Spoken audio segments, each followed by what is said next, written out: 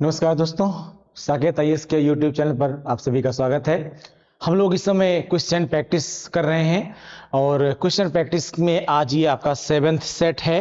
ठीक है, RO exam की क्वेश्चन प्रैक्टिस चल रही है और इस क्वेश्चन प्रैक्टिस में हम लोग ये पूरी कोशिश कर रहे हैं कि एक दिन में क्वेश्चन तो हम 20 कराएं। एक सेट में क्वेश्चन तो आपके सिर्फ 20 ही हो, लेकिन आपको उनसे आंसर लगभग 100 के आसपास मिल जाए। यानी हम एक्सप्लेनेशन पर बहुत ध्यान दे रहे हैं। पर ये ध्यान दीजिएगा, ये अभी पूरी तरह से पुनरावलोकन है, यानी हम इसमें अभी रिवीजन करा रहे हैं, आए हुए क्वेश्चन की प्रैक्टिस करा रहे हैं और जल्दी ही क्वेश्चन सेट्स आपको मिलेंगे, जो मॉडल पेपर से मिलेंगे, नए क्वेश्चंस भी आपको मिलेंगे। हाँ, ये अलग बात है कि एक्सप्लेनेशन में हम पूरी कोशिश कर रहे हैं कि एक्सप्लेनेशन आपका ऐसा हो जिसमें आपके नए क्वेश्चंस के लिए भी आंसर्स आपको मिल जाएं। तो पूरा फोकस करिए और साथ में क्वेश्चन प्रैक्टिस करिए, जिसलिए आने वाला जो आपका एग्जाम है उसको आप लोग क्रैक कर सकें। ठीक है, फिलहाल पहला क्वेश्चन स्टार्ट। निम्नलिखित सब्जियों में सर्वाधिक विटामिन सी पाया जाता है। निम्नलिखित सब्जियों में सर्वाधिक विटामिन सी पाया जाता है। सर्वाधिक विटामिन सी, यहां ध्यान दीजिएगा, ये थोड़ा अलग डिफरेंट क्वेश्चन। डिफरेंट इसलिए है क्योंकि मोस्टली जब विटामिन सी के बारे में पूछा जाता है तो आंवले का नाम आता है, नींबू वंश के फल का नाम आता है, लेकिन इसमें इनमें से कुछ भी नहीं है। ये अलग इस प्रकार के हैं और इसमें बहुत सारे लोगों तो ये पता भी नहीं होता है कि इनमें से वास्तव में किसमें विटामिन सी होता है, क्योंकि इनमें से खट्टा किसी में नहीं होता है, खट्टापन। और आप मोस्टली समझते हैं कि जिसमें खट्टापन है उसमें विटामिन सी है। एक्चुअली ना तो मिर्च में खट्टापन है, ना कुमड़ा समझते हैं ना, कुमड़ा का मतलब होता है कद्दू। कुमड़ा क्या है? कद्दू। और इस कद्दू को आप लोग कई जगह सीताफल भी कहते हैं। ठीक है, तो अब तो ना तो कद्दू में ना तो कद्दू खट्टा होता है, मटर भी खट्टी नहीं होती, मूली भी खट्टी नहीं होती है। तो पहली चीज तो ये कि अब कंपैरेटिवली देखना पड़ेगा। बहरहाल जो विटामिन सी होता है बेसिकली केवल मिर्च इसमें ऐसा है जिसमें विटामिन सी होता है, केवल मिर्च ऐसा है जिसमें विटामिन सी होता है। लेकिन इसका मतलब ये नहीं है कि अब जो है ये आंसर केवल मिर्च ही ऐसा है जिसमें विटामिन सी होता है। नहीं, विटामिन सी थोड़ा बहुत कद्दू में भी होता है, थोड़ा बहुत मटर में भी होता है, मूली में विटामिन सी बिल्कुल नहीं होता है। लेकिन इनमें अगर तुलना करेंगे तो सबसे अधिक विटामिन सी किसमें पाया जाता है? सर्वाधिक विटामिन सी किसमें पाया जाता है? मिर्च में पाया जाता है। लेकिन वैसे अगर विटामिन सी के सोर्स देखें, अगर हम विटामिन सी के स्रोत देखें तो मुख्य रूप से क्या होगा? मुख्य रूप से इसमें आंवला होगा। इसके अलावा जितने भी नींबू वंश के फल हैं, जितने भी नींबू वंश के फल हैं ये होगा। ठीक है, और जितने भी खट्टे मीठे फल हैं, खट्टे मीठे फल हैं उनमें भी विटामिन सी मिलता है। यहां विटामिन सी जो मिल रहा है मिर्च में, यहां ध्यान देना है आपको कि ये सिर्फ हरी मिर्च की बात की जा रही है। क्या? हरी मिर्च की बात की जा रही है। हरी मिर्च में क्या होता है? विटामिन सी होता है। लाल मिर्च में विटामिन सी नहीं होता है। तो लाल मिर्च में क्या होता है? लाल मिर्च में क्या होता है? लाल जो मिर्च होती है, इस लाल मिर्च में आयरन होता है। क्या होता है? आयरन होता है।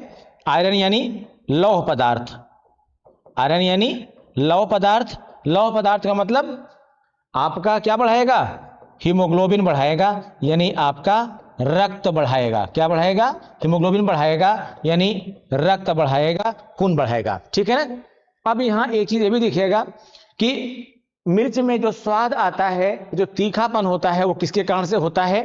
तो मिर्च में जो तीखापन होता है, मिर्च में जो तीखापन होता है, क्योंकि यहां साथ में आया तो जान लीजिए आप, मिर्च में जो तीखापन होता है वो एक यौगिक पाया जाता है, उसका नाम है कैप्सेसिन। क्या नाम है? कैप्सेसिन।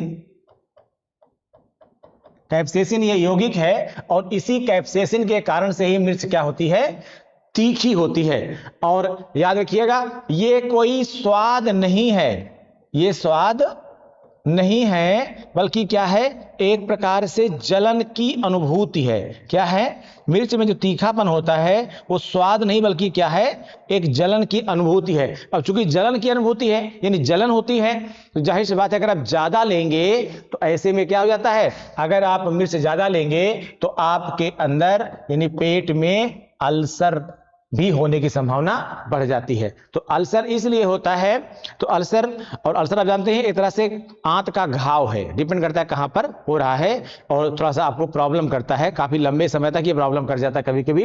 इसलिए हरी मिर्च लीजिए, थोड़ी लीजिए, लाल मिर्च लीजिए, थोड़ी लीजिए, ज्यादा मात्रा में खाना गड़बड़ हो जाएगा है, ठीक है ना।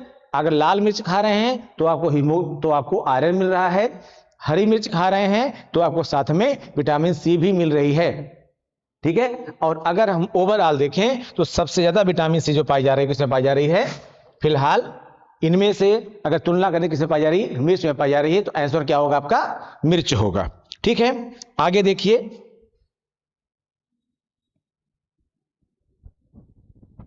अगला क्वेश्चन, समुद्री खरपतवार निम्नलिखित में से किसका महत्वपूर्ण स्रोत है। समुद्री खरपतवार निम्नलिखित में से किसका महत्वपूर्ण स्रोत है। गंधक आप जानते हैं, इसको बनाया जाता है कृत्रिम तौर पर लैब में। क्लोरीन एक गैस है, इसको भी लैब में बनाया जाता है। ब्रोमीन आप जानते हैं, अगर हम पीरियोडिक टेबल में जाएं तो क्लोरीन, ब्रोमीन और आयोडीन, ये आप जानते हैं ये अलग श्रेणी के तत्व हैं। दो ब्रोमीन और आयोडीन, ब्रोमीन भी आपको नॉर्मल प्रकृति में इस तरह से नहीं मिलता है, लेकिन आयोडीन जो है, ये जो आयोडीन आप देख रहे हैं, एक्चुअली जो समुद्री शैवाल होते हैं, जो समुद्री शैवाल होते हैं उनमें यह प्रचुर मात्रा में पाया जाता है। समुद्री शैवालों में ये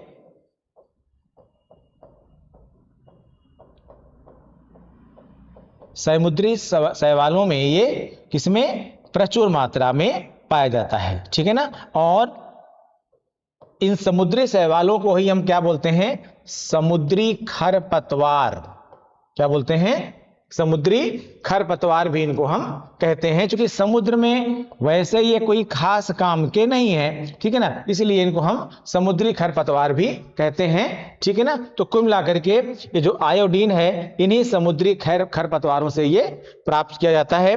जाहिर सी बात है इसमें आंसर क्या होगा, आंसर इसमें डी होगा। क्या होगा, आयोडीन। समुद्री खरपतवार निम्नलिखित में से किसका महत्वपूर्ण स्रोत है, किसका स्रोत है, आयोडीन का। और यही आयोडीन जो है मोस्टली आपके नमक में बाहर से मिलाया जाता है, इसीलिए किसी किसी नमक में आयोडीन ज्यादा भी हो जाता है, और ज्यादा हो जाएगा तब क्या होगा, आयोडीन आप जानते हैं एक तरह से रेडियो एक्टिव सब्सटेंस है, रेडियो एक्टिव सब्सटेंस है ये, यानी एक रेडियो एक्टिव पदार्थ है। और इसका कम सेवन अगर होगा तो प्रॉब्लम क्या होती है, ये जो आपका थायरॉक्सिन हार्मोन है, ये थायरॉक्सिन हार्मोन का क्या है, ये थायरॉक्सिन हार्मोन का घटक है, थायरॉक्सिन हार्मोन का घटक है, ये थायरॉक्सिन हार्मोन का घटक है कौन, आयोडीन, ठीक है। और अगर ये कमी हो जाती है आयोडीन की तो आपको क्या रोग हो जाता है, आपको ग्वाइटर यानी घेंघा रोग हो जाता है। क्या हो जाता है, घेंघा रोग हो जाता है। और इस घेंघा रोग में आप जानते हैं यहां पर आपकी जो थायराइड ग्लैंड है वो स्वेल कर जाती है, और जो है आपको जो है आपकी वृद्धि भी रुक जाती है, थोड़ा सा इंटेलेक्चुअलिटी भी कम हो जाती है। पर आजकल ये देखा जा रहा है कि आयोडीन जो ज्यादा मात्रा में ले रहे हैं उनके साथ कई तरह की प्रॉब्लम भी हो जा रही है, ठीक है। और अगर हम अकॉर्डिंग टू डॉक्टर्स देखें तो हमें अब सिंपल नमक की ओर बढ़ना है, ठीक है, क्योंकि हम ज्यादा मात्रा में आयोडीन ले रहे हैं, जो कहीं ना कहीं जो है, जो आजकल लोगों में थायराइड की प्रॉब्लम आ रही है, ठीक है ना, थायराइड की जो प्रॉब्लम आ रही है, ये कहीं ना कहीं ये एक्स्ट्रा आयोडीन का भी कारण हो सकता है। तो इस पर भी थोड़ा सा ध्यान देना है। इसका आंसर क्या होगा, आंसर डी होगा।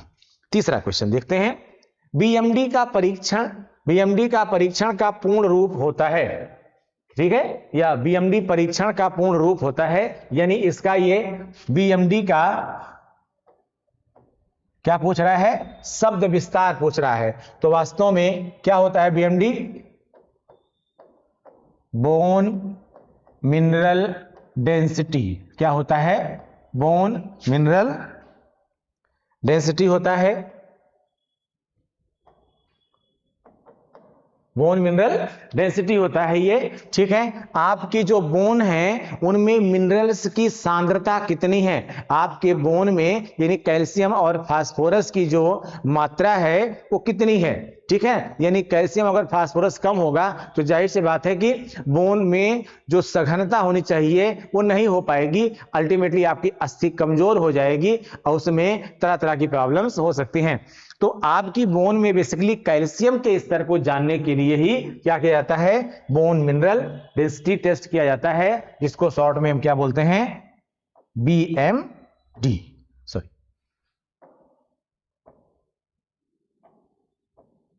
BMD, ठीक है। तो आंसर क्या होगा इसमें, बी होगा। नेक्स्ट क्वेश्चन देखते हैं। अगला क्वेश्चन कह रहा है इंसुलिन होता है, इंसुलिन होता है, इंसुलिन क्या होता है। एक्चुअली इंसुलिन जो होता है ये एक स्टेरॉयड है, क्या है, स्टेरॉयड है या कार्बोहाइड्रेट है, प्रोटीन है या वसा है। क्वेश्चन पूछ रहा है कि इंसुलिन क्या है, स्टेरॉयड है, कार्बोहाइड्रेट है, प्रोटीन है या फिर वसा है। अब देखिए इंसुलिन एक हार्मोन है, ये हम आप सब जानते हैं। इंसुलिन क्या है, एक हार्मोन है, ये आप सब लोग जानते हैं। कहां से निकलता है, ये निकलता है आइलैंड ऑफ लैंगरहैंस से, आइलैंड ऑफ लैंगरहैंस से। और आइलैंड ऑफ लैंगरहैंस कहां पाई जाती हैं, पैंक्रियाज के अंदर पाई जाती हैं, अग्न्याशय ग्रंथि के अंदर क्या पाई जाती हैं, लैंगरहैंस की द्वीपिकाएं। और इन लैंगरहैंस की द्वीपिकाओं से क्या निकलता है, ये इंसुलिन हार्मोन निकलता है, ठीक है। इंसुलिन हार्मोन निकलता है। इस हार्मोन की खोज किसने किया, इस हार्मोन की खोज किया किसने, बैटिंग एवं वेस्ट ने। किसने खोज किया, बैटिंग एवं वेस्ट ने किया, 1921 में किया था बैटिंग और वेस्ट ने। क्या करता है ये इंसुलिन हार्मोन, ये हार्मोन पहली चीज तो मोस्टली लगभग हार्मोन क्या होते हैं, स्टेरॉयड होते हैं। स्टेरॉयड को हम बेसिकली क्या कहते हैं, कह सकते हैं सामान्य भाषा में उत्तेजक पदार्थ, जो हमारी कई उपापचयी क्रियाओं को उत्तेजित करते हैं, ठीक है, मेटाबॉलिज्म को इंक्रीज करते हैं। जैसे इंसुलिन हार्मोन क्या करता है, सामान्य तौर पर इंसुलिन हार्मोन शरीर में ग्लूकोज और जल के अवशोषण को बढ़ा देता है। जल के अवशोषण को बढ़ाएगा, ग्लूकोज के एब्जॉर्प्शन को इंक्रीज करेगा, तो उससे क्या होगा, उससे फायदा नुकसान ही उससे ये होगा कि आपके शरीर में ग्लूकोज का इस्तेमाल होगा। और अगर फिर भी ग्लूकोज बच जाता है तो क्या करता है, जैसे देखिए ग्लूकोज है, अब इस ग्लूकोज को ज्यादा मात्रा में हो गया तो इंसुलिन हार्मोन की उपस्थिति में कौन लीवर यानी यकृत, ये क्या करेगा, लीवर इस ग्लूकोज को क्या कर देगा, ग्लाइकोजन में परिवर्तित कर देगा। और जब कमी होगी किसकी, ग्लूकोज की फिर से कमी होगी, तो वापस इस ग्लाइकोजन से ग्लूकेगॉन हार्मोन की उपस्थिति में क्या किया जाएगा, इसको वापस ग्लूकोज में परिवर्तित कर दिया जाएगा। इससे आपके शरीर में ग्लूकोज की जो उपलब्धता है वो मेंटेन रहेगी, ठीक है। तो कुल मिलाकर के ये वसा नहीं है, ये प्रोटीन नहीं है, ये कार्बोहाइड्रेट नहीं है, बल्कि ये क्या है, स्टेरॉयड है। क्या है ये, स्टेरॉयड है। तो इस हिसाब से इसमें आंसर क्या सही होगा, ए सही होगा, ठीक है।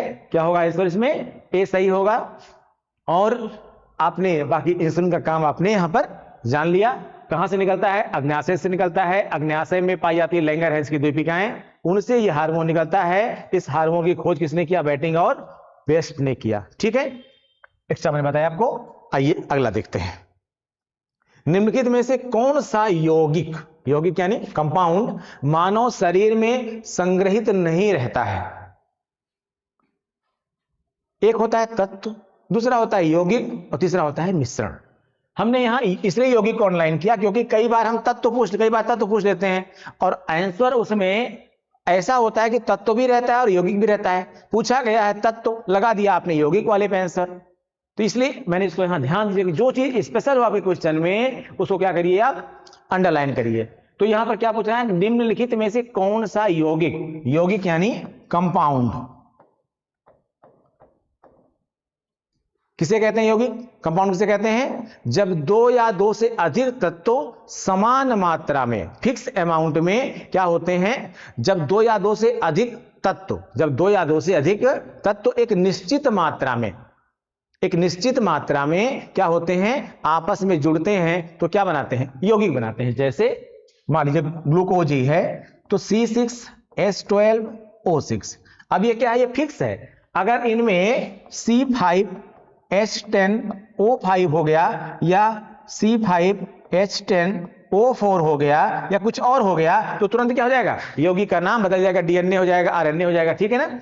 तो इसमें फिक्स होता है। अब फिक्स की बात ये कर रहा है। टोकोफेरॉल आप जानते हैं, इसको विटामिन ई को कहते हैं, और ये आपके टोकोफेरॉल विटामिन ए है, ई है, और ये आपकी संचित जो है वो बहुत नहीं हो सकती है। वसाएं आपके शरीर में संचित रहती हैं। वसाएं भी यौगिक हैं, किसकी यौगिक हैं, कार्बन, हाइड्रोजन और ऑक्सीजन की यौगिक हैं। ग्लाइकोजन ग्लूकोज से बन रहा है, ये भी कार्बन, हाइड्रोजन और ऑक्सीजन का यौगिक है, ठीक है। इनमें हाइड्रोजन की मात्रा ज्यादा होती है, जबकि इसमें हाइड्रोजन की मात्रा वही है जो लगभग किसमें है, जो जल का अनुपात है, H2O का अनुपात है। संचित वास्तव में एक्चुअली संचित नहीं रहता है, ये पूछ रहे हैं, क्या है, संचित नहीं रहता है। तो टोकोफेरॉल जल में, वसा में घुलनशील है, ये संचित रहता है। ग्लाइकोजन हिपैटिक कोशिकाओं में, किसमें, ग्लाइकोजन जो है वो हिपैटिक कोशिकाओं में, किसमें, यकृत की हिपैटिक कोशिकाओं में संचित रहता है। वसाएं संचित रहती है। ये क्या पूछ रहा है, संग्रहित नहीं रहता। ये गड़बड़ी हो जाती है कई बार कि हम संग्रहित रहता है समझ लेते हैं, संग्रहित नहीं रहता है। तो टोकोफेरॉल संग्रहित रहेगा, वसाएं संग्रहित रहेंगी, ग्लाइकोजन संग्रहित रहता है। ये कहां रहता है, बताया मैंने आपको, लीवर की हिपैटिक कोशिकाओं में, ठीक है। एमिनो एसिड ही संग्रहित नहीं रहते, क्यों, विकास आप समझिएगा। आपने प्रोटीन लिया आपने, और इस प्रोटीन की मेटाबॉलिज्म हुई, प्रोटीन की क्या हुई, मेटाबॉलिज्म हुई, और इस मेटाबॉलिज्म से क्या बनेगा, क्या ब्रेकडाउन होगा, किसमें ब्रेकडाउन होगा प्रोटीन का, एमिनो एसिड्स में, ठीक है। और ये एमिनो एसिड्स फिर क्या करेंगी, आपकी बॉडी की प्रोटीन के अकॉर्डिंग प्रोटीन में कन्वर्ट हो जाएंगी। और अगर नहीं कन्वर्ट हो पाई, एक्स्ट्रा जो एमिनो एसिड बचेगी, ये एक्स्ट्रा एमिनो एसिड या तो किससे, पसीने से, या फिर किससे, यूरिन से, इन सब से क्या हो जाएंगी, बाहर कर दी जाएंगी, ठीक है, मूत्र से बाहर कर दी जाएंगी। समझ रहे हैं आप ना। तो इसलिए ये जो एमिनो एसिड है, ये आपके शरीर में अमीनो अम्लों के रूप में संचित नहीं रहती है, और अगर संचित हुई किसी तरीके से तो ये गड़बड़ी मान ली जाती है और कोई ना कोई रोग आपके अंदर उत्पन्न जरूर करेगी, ठीक है। तो क्या आंसर होगा इसमें, फिफ्थ का बी आंसर होगा। अगला क्वेश्चन, निम्नलिखित में से कौन सा युग्म, निम्नलिखित में से कौन सा युग्म में सही सुमेलित नहीं है, सही सुमेलित नहीं है। क्या कह रहा है, निम्नलिखित में से कौन सा युग्म में यानी जोड़े में सही सुमेलित नहीं है। देखते हैं, एस्कॉर्बिक अम्ल नींबू में पाया जाता है, एस्कॉर्बिक अम्ल नींबू पाया जाता है। आप जानते हैं विटामिन सी का नाम ही है एस्कॉर्बिक एसिड, लेमन में होता है, इसका मतलब ये क्या है, सही मैच कर रहा है। माल्टोज जो शुगर है आप जानते हैं, सुक्रेज है, इसको हम कहते हैं केन शुगर। लैक्टोज है, इसको हम कहते हैं मिल्क शुगर। और एक है माल्टोज, जिसे कहते हैं माल्ट शुगर या माल्ट शर्करा। ये अंकुरित बीजों की शर्करा है, ठीक है। ये क्या है, माल्ट एक शर्करा है। कौन सी शर्करा है, किसमें पाई जाती है, अंकुरित बीजों में पाई जाती है, अंकुरित बीजों में पाई जाती है, ठीक है ना। अगला क्या पूछ रहा है, एसिटिक अम्ल। एसिटिक अम्ल किसमें पाया जाता है, एक्चुअली एसिटिक अम्ल जो है ये पाया जाता है सिरके में। किसमें पाया जाता है, सिरका में पाया जाता, सिरके में पाई जाती है। सिरका आप जानते हैं भोजन में स्वाद के लिए प्रयोग किया जाता है, इंग्लिश बोलते हैं उसको विनेगर, ठीक है, विनेगर में होता है ये। इसमें दिया गया है सामने दही, दही नहीं होगा, दही नहीं होगा, ये वाला चीज, ये ऑप्शन, इसका मतलब ये मैच क्या है आपका, गलत है। तो आंसर क्या हो जाएगा, सी हो जाएगा, क्योंकि एसिटिक अम्ल कहां पाया जाता है, सिरके में पाया जाता है, विनेगर पाया जाता है। दही में क्या होता है, दही में लैक्टिक एसिड होता है। क्या होता है, लैक्टिक एसिड होता है, दही में लैक्टिक अम्ल होता है, लैक्टिक अम्ल होता है, ठीक है। अब अगर उस आधार पर देखा जाए तो जरा इसको समझ लीजिए। फार्मिक अम्ल, फार्मिक अम्ल लाल चींटियों में पाया जाता है। चींटियां एक ब्लैक होती हैं और एक रेड होती हैं। लाल चींटियों को काटने पर बहुत ज्यादा दर्द होता है, उसका कारण वही होता है फार्मिक एसिड, ठीक है, उसको चरचराहट या परपराहट बोलते हैं, ठीक है ना। तो फार्मिक अम्ल किसमें पाया जाता है? लाल चींटियों में पाया जाता है। इसका मतलब ए भी सही सुमेलित है, ए भी सही सुमेलित है, ए भी सही सुमेलित है, ठीक है ना। केवल नहीं सुमेलित क्या है? Option C. एसिटिक अम्ल किसमें पाया जाता है? विनेगर पाया जाता है। दही में क्या होता है? लैक्टिक अम्ल पाया जाता है। आंसर क्या क्वेश्चन का होगा? सी आंसर होगा। अगला क्वेश्चन, निम्न प्रजातियों में से कौन सी दांत वाली व्हेलों में विशालतम है? निम्न प्रजातियों में से कौन सी दांत वाली व्हेलों में विशालतम है? ऐसी जो है व्हेल मछली जिसमें टीथ पाए जाते हो, ठीक है, ये कह रहा है दांत वाली व्हेलों में विशालतम है, सबसे बड़ी है। एक्चुअली कई तरह के व्हेल की प्रजाति हैं, इसमें आंसर होगा सी। क्या आंसर होगा? सी। थोड़ा जान लीजिए स्पर्म व्हेल के बारे में। स्पर्म व्हेल जो होती है, इसका जो स्ट्रक्चर होता है, टूथिक स्ट्रक्चर होता है, वो जो है वो आगे काफी लंबा सा निकला होता है, काफी लंबा सा ऐसे निकला होता है, ये वाला पोर्शन, ठीक है ना। ये अगला पोर्शन इसका है, फ्रंट पोर्शन है ये। और ये सबसे लंबा, इसको जो है आप थूथन भी कह सकते हैं, थूथन, ठीक है ना। ये आगे निकला होता है, सबसे लंबा पोर्शन होता है। इसको स्पर्म व्हेल क्यों कहा जाता है? इसका स्पर्म व्हेल इसलिए कहा जाता है क्योंकि इसमें इसके हेड पार्ट पर एक स्पर्मेटिक बैग पाया जाता है। स्पर्मेटिक बैग पाया जाता है, स्पर्मेटिक थैली कह सकते हैं। इस पूरे थैली में जो है एक फ्लूइड भरा होता है। जो स्पर्मेटिक बैग है, इसमें एक फ्लूइड भरा होता है, ठीक है, फ्लूइड या फ्लूइड कह सकते हैं आप, भरा है, एक द्रव्य भरा होता है। ये एक मोमीय पदार्थ है, थोड़ा चिपचिपा साइड का, चिपचिपे प्रकार का पदार्थ है। इसका इस्तेमाल किसी लुब्रिकेंट में, यानी मशीनों में लुब्रिकेंट के तौर पर भी किया जाता है। इसका इस्तेमाल जो पहले बत्ती जलाने के लिए करते थे, प्रकाश उत्पन्न करने के लिए, उसमें भी किया जा सकता है, ठीक है। और बेसिकली ये काम क्या करती है? एक्चुअली इसका काम है ध्वनि का संकेंद्रण करना। इस स्पर्मेटिक व्हेल में क्या करती है? ध्वनि का कंसंट्रेशन करती है। और आप जानते हैं इसकी ध्वनि की तीव्रता बहुत ज्यादा होती है, और इसकी ध्वनि की तीव्रता लगभग 230 डेसिबल तक हो सकती है। कितना? 230 डेसिबल तक हो सकती है। और 230 डेसिबल समझते हैं आप लोग? अगर आप लगभग 90 डेसिबल की ध्वनि में लगातार रहते हैं तो आप क्या हो जाएंगे? आप बहरे हो सकते हैं। क्या हो जाएंगे? बहरे, मतलब आपको सुनाई पड़ना बंद हो सकता है, ठीक है, आपके अंदर बहरापन आ जाएगा, ठीक है, सुनाई पड़ना आपको बंद हो सकता है। यहां तो 230 डेसिबल है, ठीक है ना, ये बहुत बड़ा नुकसान कर सकती है, ठीक है ना। तो अब एक चीज और जान लीजिएगा, जो ये स्पर्मेटिक बैग है, जो ये फ्लूइड भरा है इसमें, एक्चुअली इसकी ड्रॉबैक ये है, ड्रॉबैक कुछ नहीं है, इसके बारे में थोड़ा सा मिथक था कि एक्चुअली ये स्पर्मेटिक बैग है, इसमें स्पर्म होते हैं। जबकि बाद में जब इस पर साइंटिस्ट ने रिसर्च किया तो पाया गया कि इसका स्पर्म से किसी भी प्रकार से कोई संबंध नहीं है, यानी जननांगों से इसका किसी प्रकार से कोई संबंध नहीं होगा। फिलहाल विशालतम कौन सी है? स्पर्म व्हेल है। ये क्वेश्चन एक अलग प्रकार का क्वेश्चन है, इस पर जरूर ध्यान दीजिएगा क्योंकि अन्य आयोगों में भी पूछा जा सकता है। Thank you. नेक्स्ट क्वेश्चन, जब डॉक्टर किसी को कहता है कि उसे टेट्राप्लेजिया हो गया है, क्वेश्चन क्या कह रहा है? टेट्राप्लेजिया हो गया है, तो टेट्राप्लेजिया हो गया है तो उसका आशय होता है कि उसे पक्षाघात यानी पैरालिसिस, पक्षाघात यानी पैरालिसिस हो गया है, ठीक है। तो इसका सम मतलब क्या है? केवल दाएं हाथ का, केवल राइट हैंड का आपका पैरालिसिस हुआ है, केवल बाएं हाथ का, लेफ्ट हैंड का पैरालिसिस हुआ है, केवल दोनों पैरों, केवल पैर आपके पैरालिसिस हैं, आपका हाथ सही है, या दोनों हाथों एवं दोनों पैरों का? आंसर होगा दोनों हाथों एवं दोनों पैरों का। इसमें हाथ और पैर दोनों ही काम करना बंद कर देते हैं, ठीक है। एक टेट्राप्लेजिया में एक बाईप्लेजिया भी होता है। क्या होता है? बाईप्लेजिया में क्या होता है कि केवल एक हाथ एवं एक पैर, केवल एक हाथ आपका काम नहीं करेगा और केवल एक पैर आपका काम नहीं करेगा। यानी या तो राइट लेंथ जो है राइट पोर्शन होगा, राइट पोर्शन में ये बिल्कुल काम नहीं करेगा, या फिर ये वाला लेफ्ट पोर्शन होगा, लेफ्ट पोर्शन में हाथ और पैर दोनों ही काम नहीं करेंगे। ठीक है ना।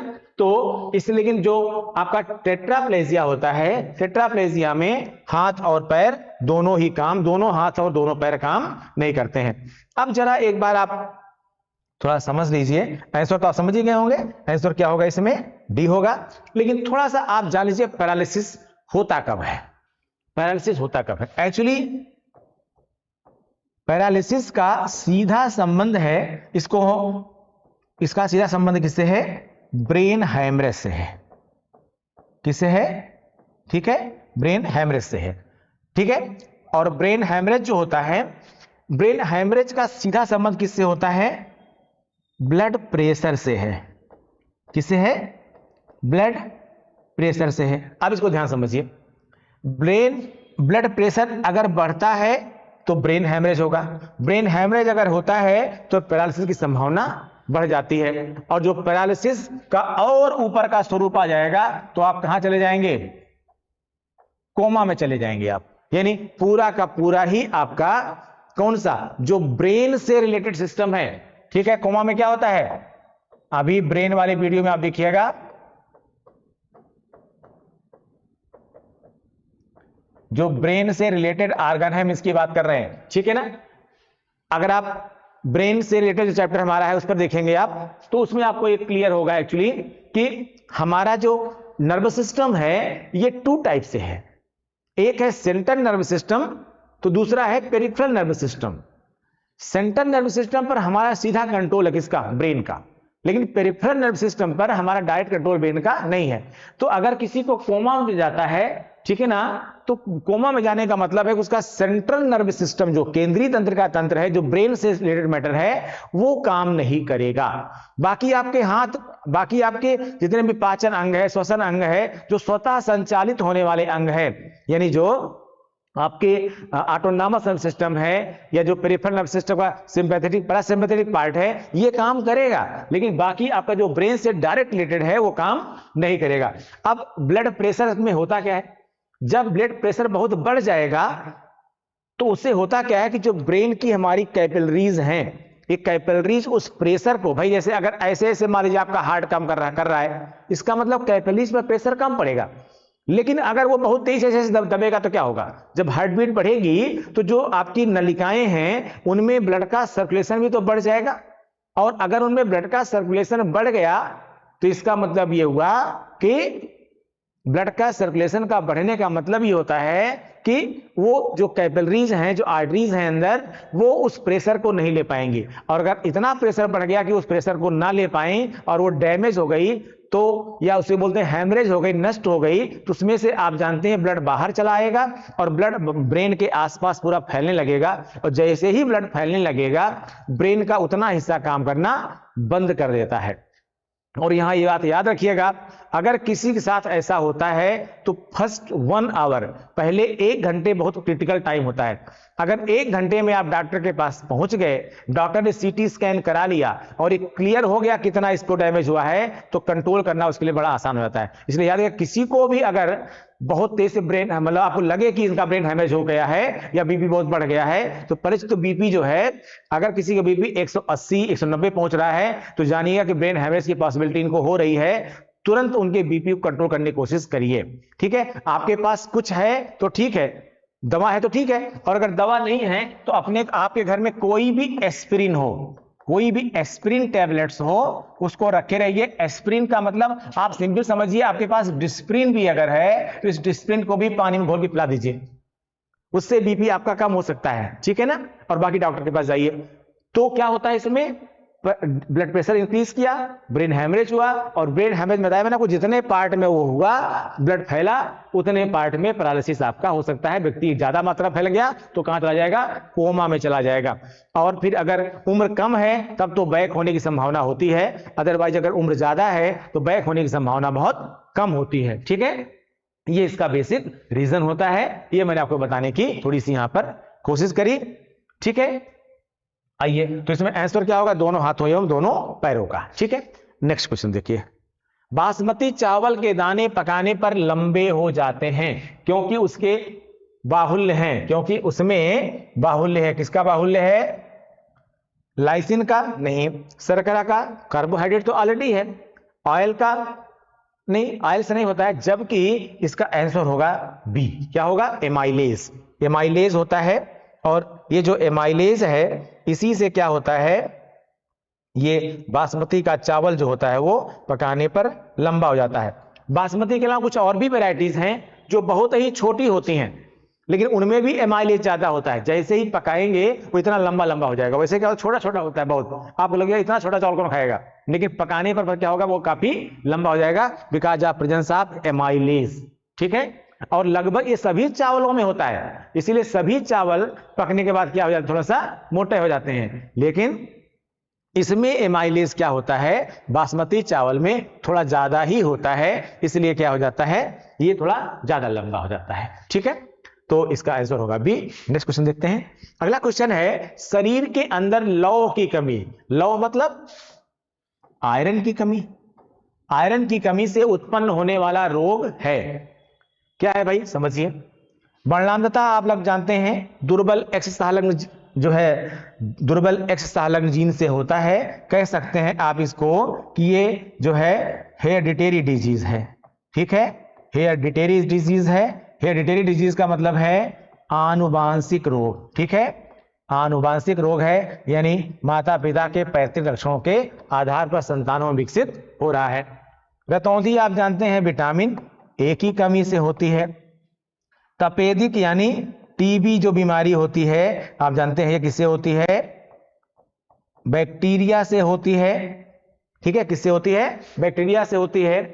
आंसर क्या सही होगा, आंसर सही होगा इसमें सी। जो रक्तहीनता है, ये जो रक्तहीनता है इसी को क्या बोलते हैं, एनीमिया भी बोलते हैं। क्या बोलते हैं, एनीमिया बोलते हैं। और ये किसकी कमी से होता है, आयरन की कमी से होता है, यानी लौह पदार्थ की कमी से होता है। तो अगर आपके अंदर आयरन की कमी है तो क्या हो जाएगी, रक्तहीनता हो जाएगी। क्यों हो जाता है, क्योंकि रक्त, एनीमिया का मतलब क्या है भैया, एनीमिया का मतलब है कि आपकी बॉडी में क्या नहीं है, क्या कम है, हीमोग्लोबिन कम है। क्या कम है, हीमोग्लोबिन कम है। और हीमोग्लोबिन को समझने की जानिएगा, हीमोग्लोबिन में दो भाग होते हैं, एक पार्ट होता है हीम और एक पार्ट होता है globin.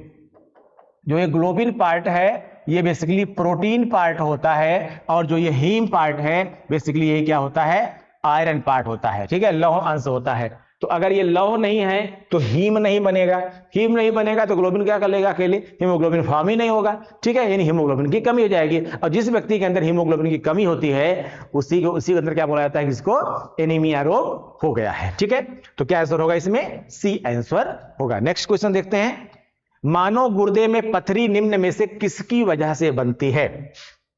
Sodium benzoate, sodium acetate, calcium oxalate और कैल्शियम एसीटेट। हम नीचे से पढ़ रहे थे, ऊपर से पढ़ लीजिए एक बार।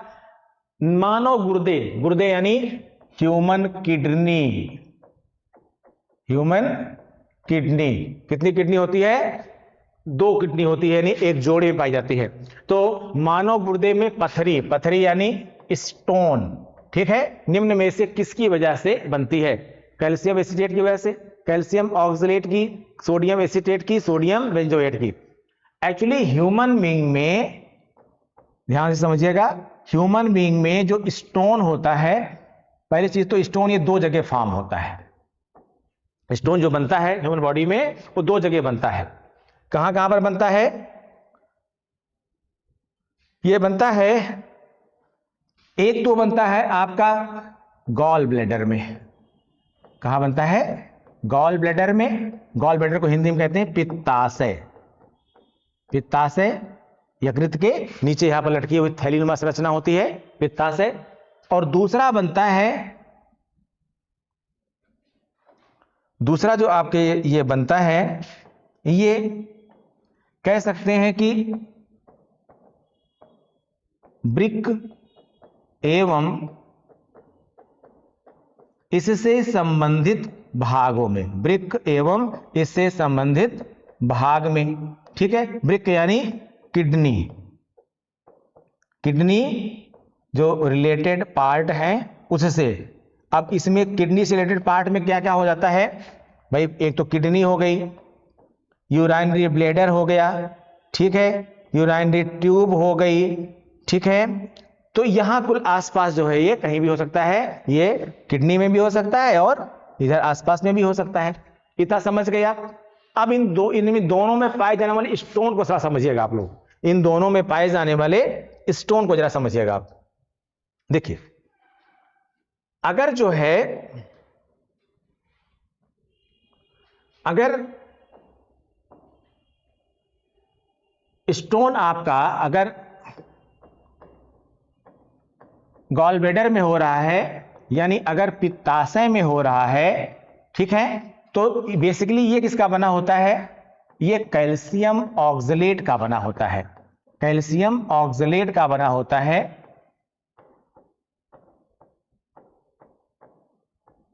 कैल्शियम ऑक्सलेट का बना होता है, ठीक है।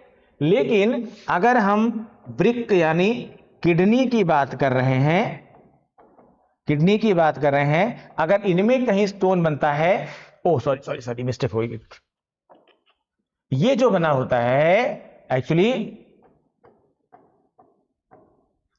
ये जो बना होता है ये कैल्शियम बिलरुबिनेट का बना होता है। कैल्शियम बिलरुबिनेट का बना होता है।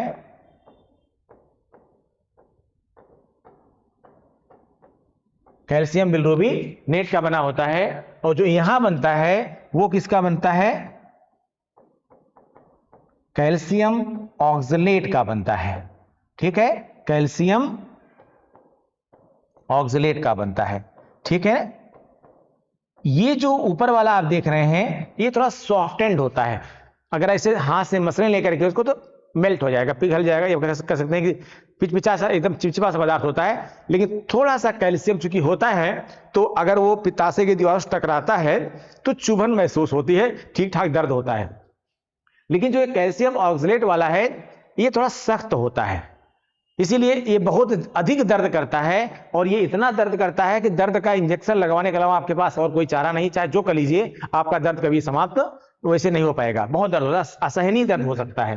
तो ये दोनों में डिफरेंस होता है। अब अगर हम क्वेश्चन पॉइंट ऑफ व्यू से देखें तो क्या कह रहा है क्वेश्चन पॉइंट ऑफ व्यू कि किसकी वजह से बनती है, किसकी वजह से बनती है, मानव गुर्दे में पूछ रहा है। किसे पूछ रहा है, मानव गुर्दे में पूछ रहा है। तो क्या हो जाएगा, किससे बनती है मानव गुर्दे वाली, कैल्शियम ऑक्सलेट से बनती है। आंसर क्या होगा इसमें, बी आंसर होगा। आइए अगला क्वेश्चन, यदि कोई मानवीय रोग विश्व के बृहद क्षेत्र में फैलता है तो उसे क्या कहते हैं। यदि कोई मानवीय रोग विश्व के, ध्यान दीजिएगा, मानवीय रोग यानी मानव से संबंधित रोग है, विश्व के बृहद क्षेत्र यानी विश्व में पूरे एक ठीक ठाक विश्व के कई देशों में फैल जाए तो उसे क्या कहते हैं, उसे क्या कहते हैं। ये दोनों ही आंसर नहीं होंगे, ना तो एंडेमिक ना एपिडेमिक, दोनों ही वर्ड कोई मतलब नहीं है। दो में विचार करिए, पेंडेमिक और एपिडेमिक। एपिडेमिक हम उसे कहते हैं जब कोई मानवीय रोग एक सीमित क्षेत्र में तेजी से फैलता है, सीमित क्षेत्र में तेजी से फैलता है तो उसे हम क्या कहते हैं, एपिडेमिक। क्या कहते हैं, एपिडेमिक। लेकिन पेंडेमिक हम उसे कहते हैं जब कोई मानवीय रोग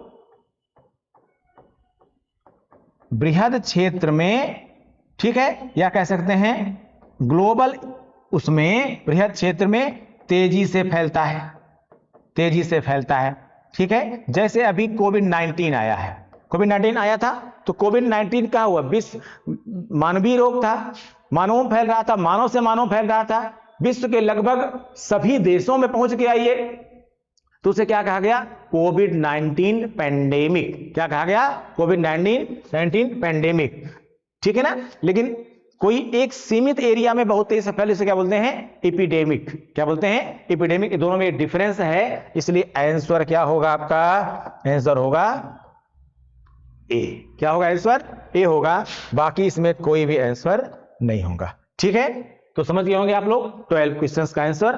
अगला देखते हैं, 13, निम्न में से कौन सा जल जनित रोग है? निम्न में से कौन सा जल जनित रोग है, यानी कौन सा रोग ऐसे होता है जो जल से संबंधित होता है?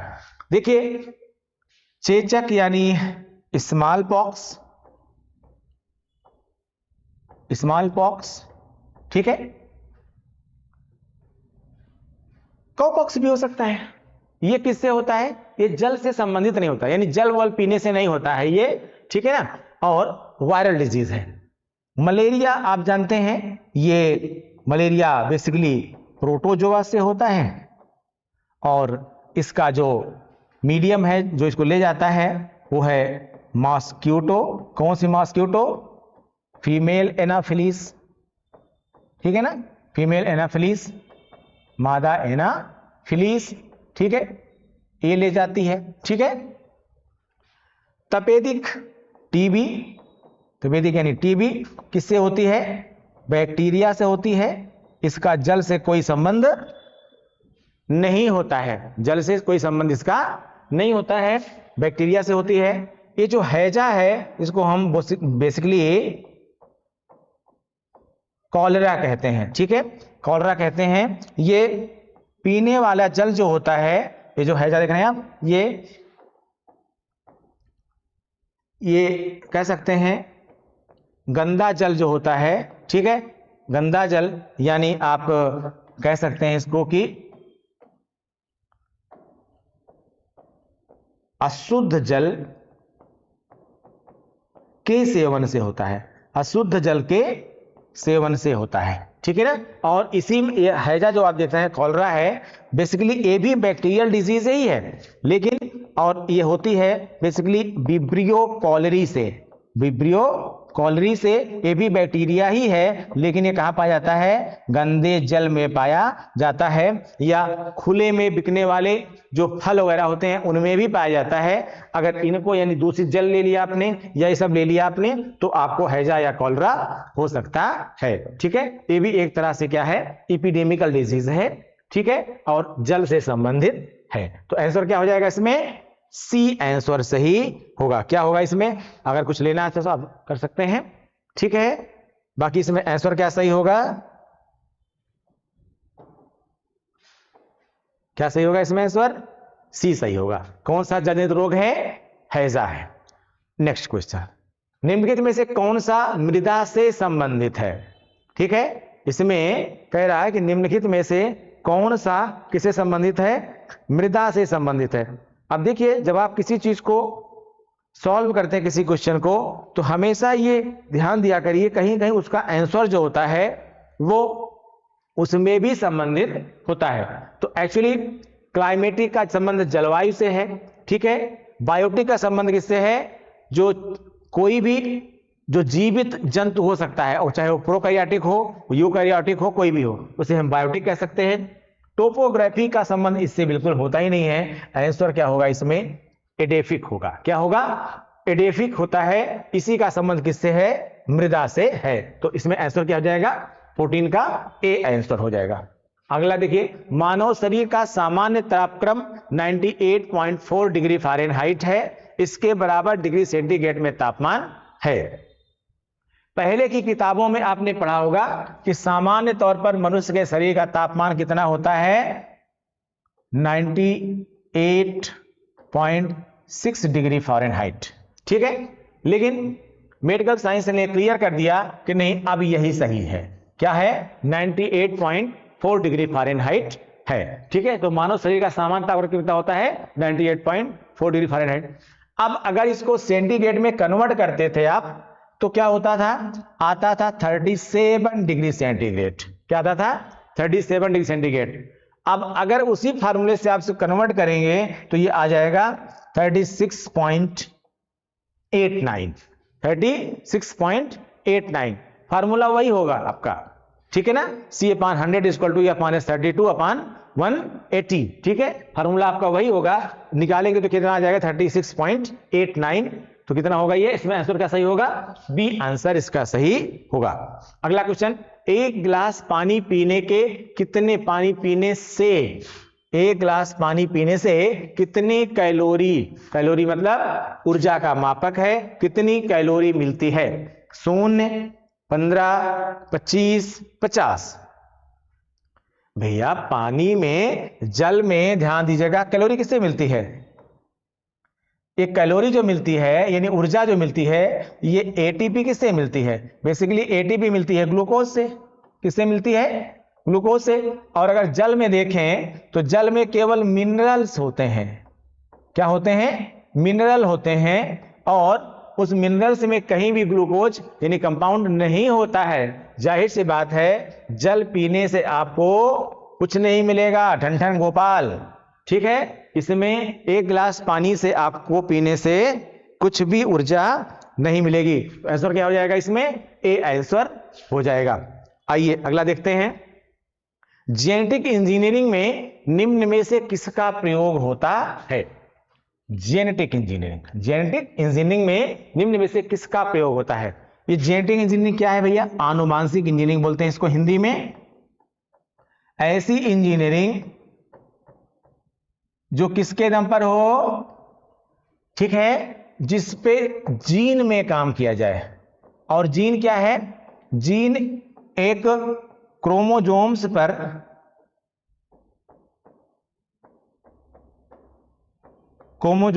पाई जाने वाली एक इकाई है। कौन? जीन क्रोमोसोम्स पर पाई जाने वाली इकाई है जो आनुवांशिक लक्षणों को क्या करती है? पीढ़ी दर पीढ़ी ली जाती है। जो आनुवांशिक लक्षणों को एक पीढ़ी से अगली पीढ़ी में वंशागत करने का काम करती है। जीन की खोज किसने किया था? जोहानसन साहब ने किया था। किसने? जोहानसन साहब ने किया था। एक्चुअली जो जेनेटिक इंजीनियरिंग ब्रांच है अभी इसका संबंध सीधे है बेसिकली। अब पहले इन चारों को समझ लीजिए। राइबोसोम क्या होता है? राइबोसोम आप जानते हैं कोशिका में पाया जाता है और प्रोटीन संश्लेषण का काम करता है। ये कई प्रकार का होता है। ये 70S टाइप होता है। किसमें? प्रोकैरियोटिक कोशिकाओं में पाया जाता है, यूकैरियोटिक कोशिकाओं में पाया जाता है और क्लोरोप्लास्ट में पाया जाता है। 80S होता है जो 80S आपका केवल यूकैरियोटिक कोशिका में पाया जाता है, एंडोप्लाज्मिक रेटिकुलम के ऊपर पाया जाता है। तीसरे जो प्रकार है इसका वो है 60S टाइप से लेकर के 78S टाइप। ठीक है, ये किसी में पाया जाता है? ये केवल और केवल माइटोकॉन्ड्रिया में पाया जाता है और किसी में नहीं पाया जाता है। अलग अलग प्रकारों में पाया जाता है। काम क्या है? प्रोटीन का संश्लेषण करना। माइटोकॉन्ड्रिया आप जानते ही हैं, इसी में पूरा एनर्जी प्रोडक्शन होता है, ऊर्जा उत्पादन करने का काम किया जाता है। ठीक है, क्या बोलते हैं? Power house. प्लास्टिड क्या है? प्लास्टिड और प्लाज्मिड दो शब्द हैं। ठीक है, प्लाज्मिड और प्लास्टिड। प्लास्टिड्स का मतलब होता है टिश्यू। ठीक है, यानी ऊतक। ये जो पादप ऊतक होते हैं उन्हें हम क्या बोलते हैं? प्लास्टिड्स बोलते हैं। और प्लाज्मिड जो आप ये देख रहे हैं, ये प्लाज्मिड जैसे मान लीजिए बैक्टीरियल सेल है कोई, तो इस बैक्टीरियल सेल के अंदर मान लीजिए ये मुख्य गुण ये न्यूक्लियोइड है, तो इसी में कुछ इस तरीके से ऐसे किसमें? कोशिका द्रव्य में ऐसे फैले होते हैं। ठीक है, साइटोप्लाज्म में ऐसे विस्तृत होते हैं और इनमें स्वद्विगुणन यानी सेल्फ डुप्लीकेशन की क्षमता भी होती है। अपने ही जैसा दूसरा बना लेने की क्षमता भी होती है। ठीक है, इन्हें हम क्या बोलते हैं? प्लाज्मिड कहते हैं। कहां पाए जा रहे हैं? ये बैक्टीरियल सेल में पाए जाते हैं। और वास्तव में इन्हीं प्लाज्मिड की कैरेक्टरिस्टिक का यूज करके जैसे इंसुलिन हार्मोन है और बहुत सारी चीजें बनाई जाती हैं। यानी जेनेटिक इंजीनियरिंग में इसी प्लाज्मिड क्या किया जाता है? यूज किया जाता है। तो आंसर क्या सही होगा इसमें? आंसर इसमें सही हो जाएगा आपका बी। तो जेनेटिक इंजीनियरिंग में निम्न में से किसका प्रयोग होता है? किसमें? जेनेटिक इंजीनियरिंग में निम्न में से किसका प्रयोग होता है? किसका प्रयोग होता है? प्लाज्मिड का प्रयोग किया जाता है। आइए अगला क्वेश्चन। निम्न में से कौन तना है? कौन तना है? समझिए। शलजम किस में आती है? जड़ में आती है। किस में आती है? जड़ में आती है। शलजम और चुकंदर दोनों किस में आते हैं? जड़ में आते हैं। आप जानते हैं जड़ जो होती है उसमें जो मूसला जड़ें होती हैं, मूसला जड़ों के 3 प्रकार होते हैं। एक होता है तर्क रूप, एक होता है शंकु रूप और एक होता है कुंभी रूप। एक होता है शंकु रूप यानी कोनिकल जैसे गाजर, एक है तर्क रूप। जो शंकु रूप होता है वो कैसे होता है, ये ऐसे, ये क्या हुई, ये गाजर, ये आपका ऊपर का पत्ती होती रहती है, इसको आपको काट दिया काट के मिलता है, तो शहर के लोग जानते नहीं इसको। ये क्या है, ये बेसिकली गाजर है, ये शंकु आकार में होती है, ठीक है ना। ये एक कोष की मूल रोम लगे हैं इसमें, ठीक है। ये गाजर हो गई, ये इसका कौन सा रूप हो गया, शंकु रूप, ठीक है, जड़ का। दूसरा जैसे मूली, मूली देखिए ऐसे, ये क्या है, मूली है और इसके ऊपर ये तना लगा पाया जाता है यहां पर। ये कौन सा रूप है, ये तर्क रूप है। क्या बोलते हैं इसको हम, तर्क रूप बोलते हैं, यानी फ्यूजी फॉर्म। क्या बोलते हैं, फ्यूजी फॉर्म। और ये क्या है, कोनिकल। क्या है ये, कोनिकल। ये मूली है, एक कोष की मूल रोम ऐसे ऐसे लगे हुआ, ठीक है। इसमें अब देखिए ये डिफरेंस है मूली और गाजर में। कई बार हंसी में कहते हैं क्या पता है मूली और गाजर में क्या अंतर होता है, भैया देखो ये अंतर होता है, ये शंकु रूप है और ये तर्क रूप है। और तीसरा होता है कुंभी रूप। कुंभी रूप जो होता है, कुंभी रूप जो होता है,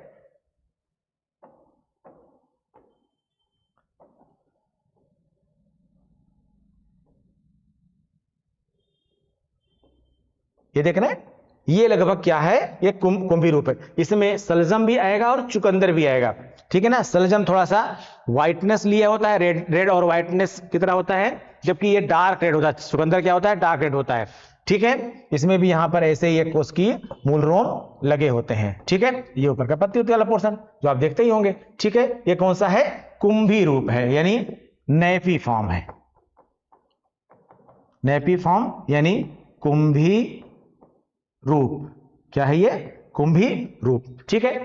तो ये तीन आपके जड़ के तीन भाग हुए, इनमें से किसी भी भाग में अदरक नहीं आती है। समझ गए आप लोग, गाजर समझा दिया मैंने। शकरकंद क्या है, जड़ है, ये क्या है, रूट है। गाजर क्या है, रूट है। सलजम क्या है, रूट है यानी जड़ है, ठीक है। तो सलजम जड़, शकरकंद जड़, गाजर जड़, अदरक बची। अदरक बेसिकली क्या है, तना है। अदरक क्या है, तना। आलू क्या है, तना। आलू ऐसे गहराई में बढ़ता है और चौड़ाई में बढ़ता है, नीचे की तरफ जाता है आलू और चौड़ाई में बढ़ता है। जबकि जो अदरक होती है वो ऐसे क्षैतिज दिशा में आगे बढ़ती है, क्षैतिज डायरेक्शन में, ठीक है ना, ऐसे आगे बढ़ती है। क्योंकि वर्टिकल और हॉरिजॉन्टल का मैटर यहां पर है, ठीक है ना। तो ये अदरक इसलिए लंबी लंबी अदरक हो जाती है। तो तना कौन सा है याद रखिएगा, मैं सब हटा दे रहा हूं इसमें पार्ट, चाहे तो आप स्क्रीनशॉट ले सकते हैं जब जरूरत अगर आपको है तो, अदरवाइज मैं सबको हटा दे रहा हूं। आंसर देखिए क्या होगा इसका, आंसर होगा इसका बी। कौन सा तना है, अदरक क्या है, तना है। अगला क्वेश्चन देखिए, कुनैन सिनकोना पादप के किस भाग में प्राकृतिक रूप से पाई जाती है। कुनैन सिनकोना पादप के, कुनैन आप जानते हैं एक पदार्थ है कुनैन, और इस कुनैन का इस्तेमाल किस में होता है, मलेरिया के इलाज में होता है, ठीक है। जब किसी को मलेरिया क्लियर हो जाता है, स्पष्ट हो जाता है, तो उसे कुनैन दिया जाता, तो उसे कुनैन वाली दवाएं दी जाती हैं और मलेरिया के इलाज में पूरा होता है, ये इस्तेमाल किया जाता है। ये कुनैन किससे प्राप्त की जाती है, ये कुनैन प्राप्त की जाती है सिनकोना से। अब क्वेश्चन होता है कि सिनकोना के किस भाग से, तने से कि पत्ती से कि बीज से कि फल से। एक्चुअली ये सिनकोना की छाल से प्राप्त किया जाता है। किससे, ये भाई छाल लिखा है, दाल पढ़ लो तुम लोग, ठीक है। क्या होगा, सिनकोना की छाल से, ठीक है ना, सिनकोना की छाल से, यानी आंसर क्या सही होगा इसमें, डी आंसर सही होगा। कुनैन जो कि सिनकोना पादप से प्राप्त की जाती है, किस भाग में प्राकृतिक तौर पर नेचुरली उसमें विद्यमान रहती है, किसमें रहती है, सिनकोना की छाल में, सिनकोना पादप की छाल में रहती है। आंसर क्या सही होगा, डी सही होगा। अगला क्वेश्चन देखते हैं, लौंग है, लौंग क्या है, तने की गांठ, जड़ की गांठ, पत्तियां, सूखे फूल। सभी जानते हैं लौंग क्या है, एक फूल है, ठीक है। लौंग का फूल, लौंग का फूल चर्चा में आप लोग ऐसे बोलते हैं, तो क्या है ये, सूखे फूल है। लौंग का जो फूल है वो सूख गया होता है, सूखे फूल होते हैं ये। आंसर क्या सही होगा इसमें, डी सही होगा। तो ना तो गांठ होगी, ना जड़ की, ना तो जड़ की गांठ, ना ही तने की गांठ, ना ही पत्ती, क्या है ये सूखे फूल हैं। ठीक है, तो ये आपके कुल 20 क्वेश्चन रहे और कोशिश की हमने इसको एक्सप्लेन करने की। इसके बाद जो हम 10 तक सीरीज देंगे इसमें आरो यारो की, ये 10 तक की सीरीज लगभग पुनरावलोकन की रहेगी। लेकिन इसके बाद आपको हम जो आगे देंगे सीरीज, वो मोस्ट लाइकली मॉडल पेपर्स होंगे और पूरी कोशिश की जाएगी कि आपके स्टैंडर्ड को फॉलो किया जाए और आप एक क्वेश्चन से मल्टीपल क्वेश्चंस आप उसमें से ले सकें। ये प्रैक्टिस जारी रखिए। आप लोग वीडियो को अच्छे से देखिए, लाइक करिए, शेयर करिए, कमेंट करिए। जहां लगता है कि आपको यहां जरूरत है हमसे कुछ पूछने की, आप उसको जो है कोचिंग के नंबर पर या फिर कमेंट के माध्यम से भी पूछ सकते हैं। जिस तरह से आप लोग देख रहे हैं, वीडियोस पसंद कर रहे हैं, उससे हमें ऐसा लग रहा है कि आप लोगों को फायदा जरूर हो रहा है। ठीक है, तो आते हैं, आपको मिलते हैं नेक्स्ट वीडियो में अगली प्रैक्टिस सेट के साथ। Thank you.